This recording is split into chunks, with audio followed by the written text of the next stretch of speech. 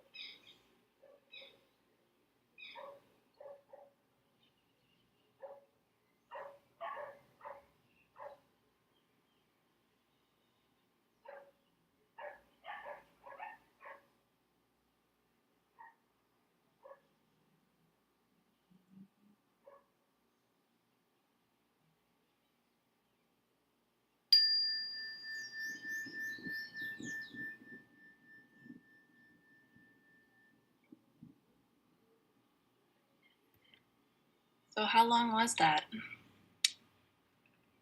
We'll leave that to your pondering.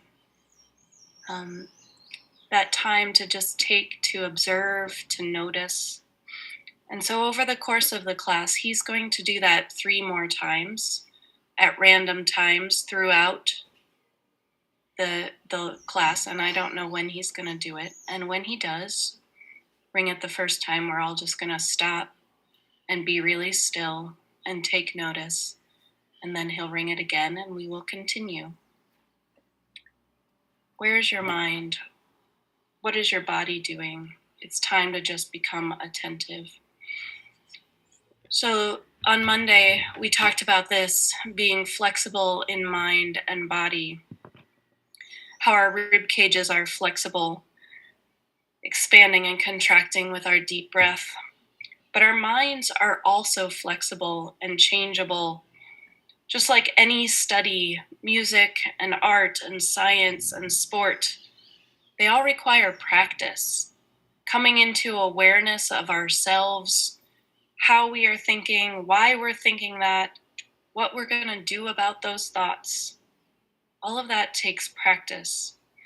So today's topic of slowing down to fall ahead, it too takes awareness and then practice and practice and practice. We're going to work on it together today. So I brought this up the other day, the green triangle, environment and health and money, and how the 3 of those are connected. And I had you brainstorm some ideas. So here is how I see them being connected. So any time that you do something that's beneficial for one of them, you're almost inevitably going to do something that's beneficial for the other 2. Whether you're hoping to or not, it's just inevitable. So, for example, let's suppose I take steps to improve my health. For instance, like eating less red meat. They say that's healthier for me. And giving up dairy products. And so that decreases my risk of circulatory disease. It might make me stronger and give me greater endurance to give up those things that are not so easy to digest. But also, since meat and dairy products are relatively expensive, then I'll save quite a bit of money. And I will also help the environment, since meat production is land intensive and not the best use of our farm resources, depending on how that farming is done. So the interesting thing is that I can start at any point in this triangle and have the same things happen. So let me think of what if I do something beneficial for the environment, like walking or bicycling is my intention instead of driving my car. I therefore am doing something for the environment. I'm cutting out my pollution emissions. I reduce smog and the lung damage of the people that are breathing in that air. I decrease acid rain, help postpone climate change. But I'll also help my health because I'll get more regular exercise and I'm going to save money on gas and oil and car expenses. So almost every time these three things are connected.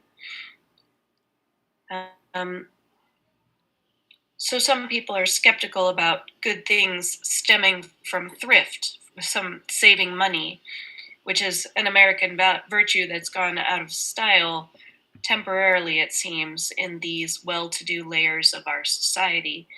But the third point of the triangle works too. So anything I do that's beneficial to save money, like not buying an expensive gizmo, some kind of technology that manufacturing expends a lot of energy and uses raw materials, or maybe it's saving money. I'm not going to take that trip that I was going to take, but then I'm not polluting the air. And likely the stress of spending that kind of, at least for me, the stress of spending that kind of money doesn't benefit my health.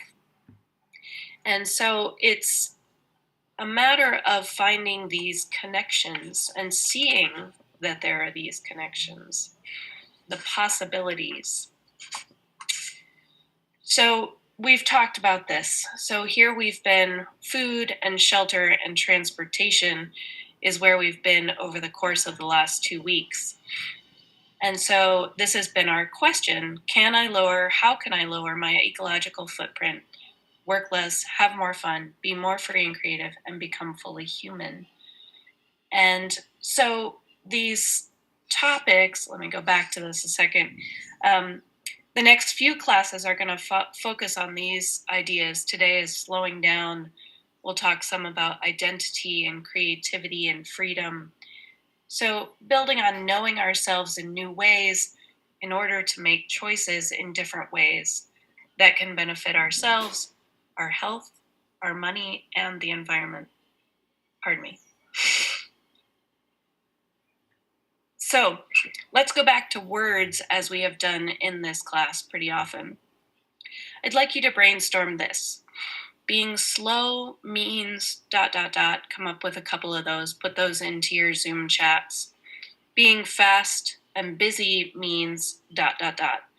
And TAs, if you have a moment to drop some of those into our chat, I would be very grateful. Thank you. So take 2 minutes to kind of hash this out in your groups.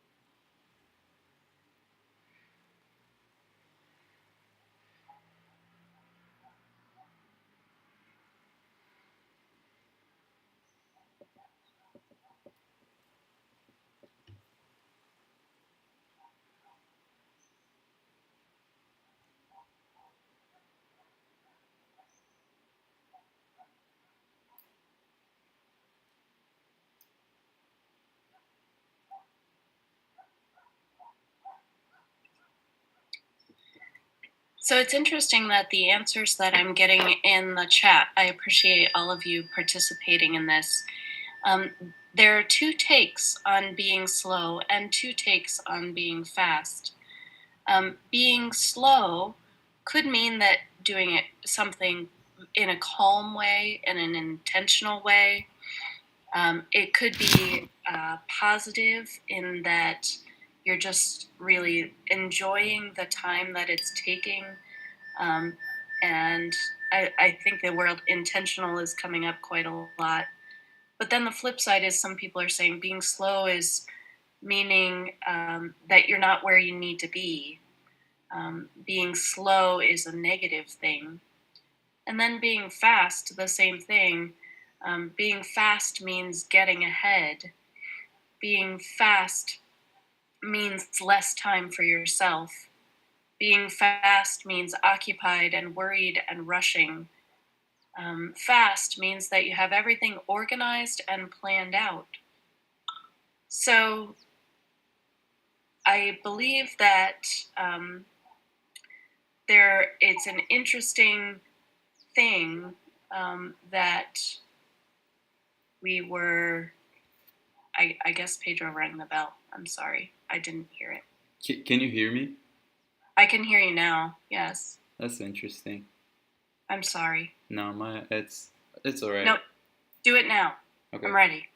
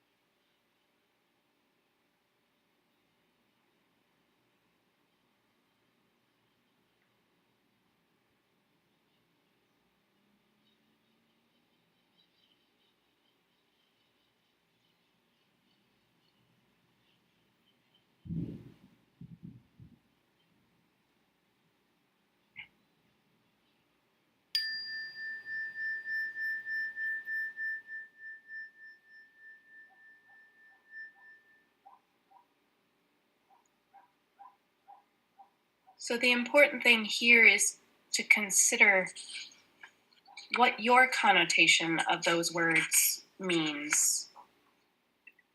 A lot of times in our culture now, busy is better, faster is better, more is better, doing is better, winning is better, etc., etc. And are those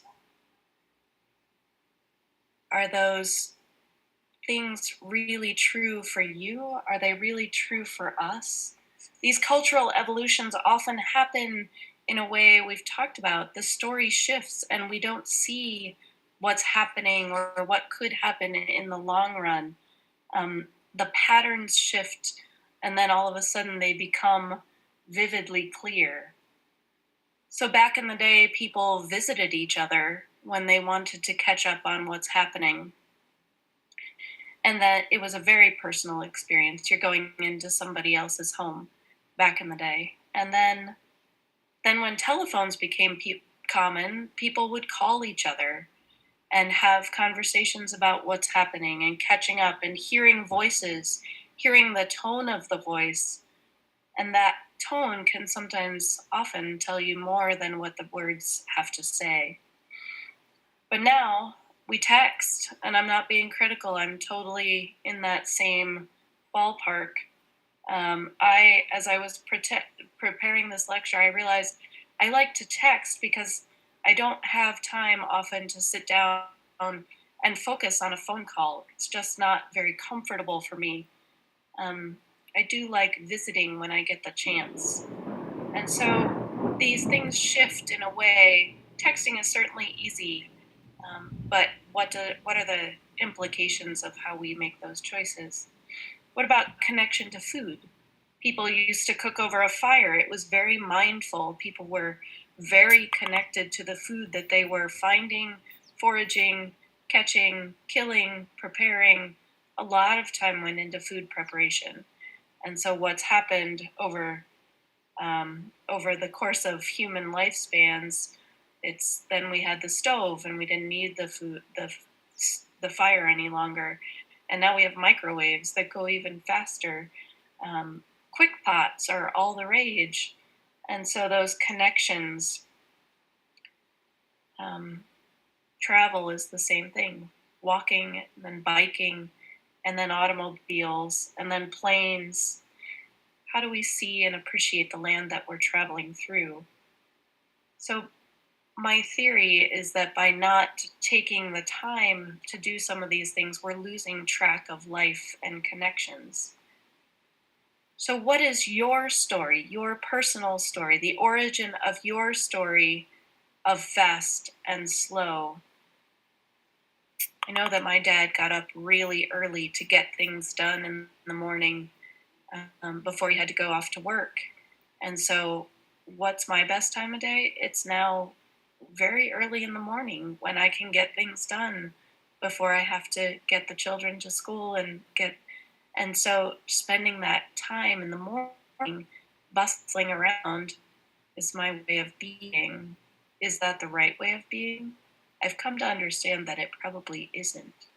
For me, if I get up that early, I can I can shift my story, and that's when I have started to spend some time actually in quiet, slowing down. So I know that my story of fast comes from my family. So where does your story come from? What is the origin of your connections to fast and slow? Why don't you take 2 minutes in your group right now to brainstorm, to think, to really consider that?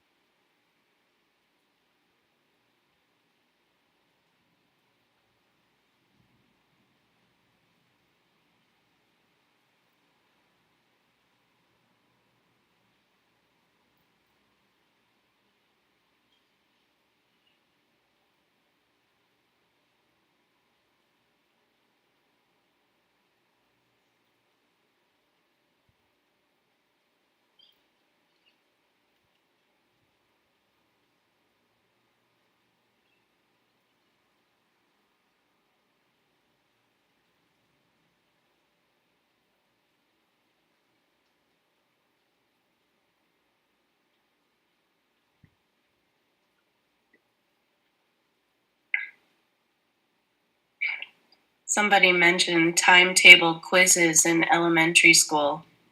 That just brought back some gut wrenching feeling in my stomach of how that was so stressful to me. So, where we are in a lot of cases is that the busyness of our society, the pressures, are leading to these maladies, um, the disconnection. And I'm not critiquing. This is about self reflection for me as well as putting it out to all of you. The increasing use of antidepressants. Statistics show that 1 in 6 Americans take antidepressants or medication to sleep. And so 65% more Americans are taking these than in 1999. It's just going up and up. And I think that there's some connection to the fact that we are disconnected or trying to keep up. And so, why? Why is it that we're busy? I first became aware of this plight of busyness when I was helping to hire interns at Shavers Creek. And so there was a question that was about, what do you do with your free time? And 9 out of 10 people that we were interviewing would say, what, free time? What do you mean free time? I don't have any free time. And so, what is free time? Remember that it all comes back to our story. Look out for the bell.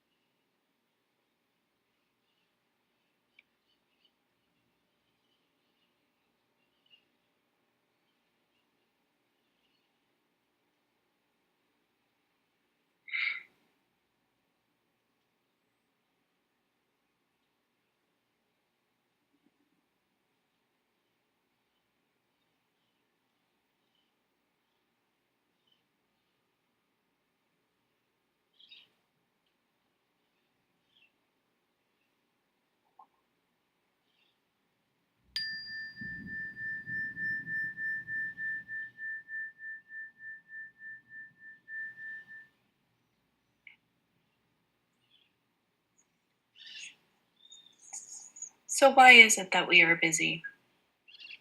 There are expectations of being busy. Does this conversation ring a bell? Hey, how's it going? Oh, I'm doing okay. I'm pretty busy, just trying to keep up with everything.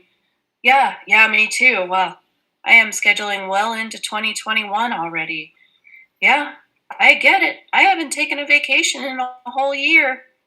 Well, count our blessings for being busy, right? Well, it's just the expectation that that's how it's going to be.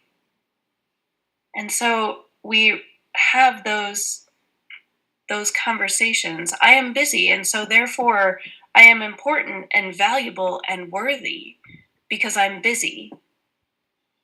And so it starts at an early age now, when you're with elementary school students that are in dance and they're in band and they're in sports and they're in clubs. You must have those extracurriculars so that you can get into college. I'm sure that a lot of you know that story.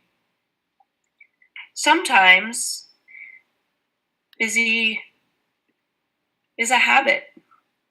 I give myself lists and tasks to do, and then once those things are done, I can check them off. And then I can go back and add some more things. And then if I don't realize it, I could spend a whole lifetime just working on my to-do lists and feeling increasingly irritated that it never ends, and yet I can't seem to stop the to-do lists. The story is that I must be busy because there's always something to be done. There are always dishes to do. There's always laundry to do. There are always things that need to be done. And soon as I let my guard down, then I get slammed with something that I should have been doing. And so the habit of being busy is one that I struggle with. What about destination addiction? We had that quote that said, I was dying to get to college, and then I was dying to get a job, and then I was dying to graduate, and so I know that we've talked some about this, being in an apartment so you can someday have a house, etc., etc. So I think that destination addiction leads to some level of busyness. Some of you have mentioned this already in the chat. The fear of slowing down. Can anyone relate to this out there? What does it mean to be not busy? Have any of you had this experience of being afraid to slow down? And what would happen if you did? Why don't you take just a moment and process that in your group? We'll come back together in 2 minutes.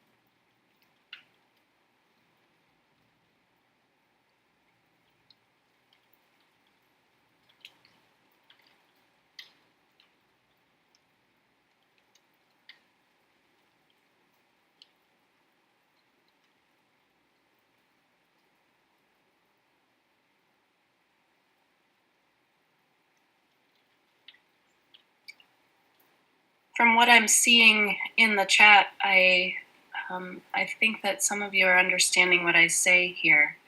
Fear of slowing down, in case that means that we fall behind, or that we become lazy, or that somebody thinks that we're being lazy, or maybe scared to slow down to be alone with me by myself. And so sometimes people are worried that if they stop and take a break that they won't be able to start again. Or maybe the fear of slowing down is that other people are going to get ahead while I've taken time to slow down. Sometimes we don't slow down because then it allows those feelings, when we slow down, the feelings of vulnerability that accompany some of my life truths, that gives it time to bring up those kinds of things. So there is this fear of slowing down sometimes. There's the fear of missing out. This is huge. FOMO. This is something that seems as though it's a real thing for people your age and people my age. Anxiety that an exciting or interesting event that might currently be happening elsewhere may be happening without me. How is that even possible? I don't want to miss out on that. So the fear of missing out takes us out of the present moment, takes us out of where we are. And this is often, as you know, fed by social media. And what about this? The sixth reason that I can see about being busy is that it's an addiction. Remember, we've talked about the cortisol, our fight or flight hormone, regulates our bodies and our body's responses. Well, when stress is felt, the cortisol goes up, and that influences our blood sugar and our immune responses, our blood pressure, and our central nervous system. And so if and when I'm busy, I get that sort of anxious high that, unless it goes too much, then I get too anxious. But if it's just the right level of busy, then I can maintain this sort of level of excitement that keeps my body energized and moving. And so it's that feeling of being on the edge that can become an addiction. That stress response becomes activated so often that our bodies don't have time to recover these days. They don't have time to go back to the normal levels of cortisol.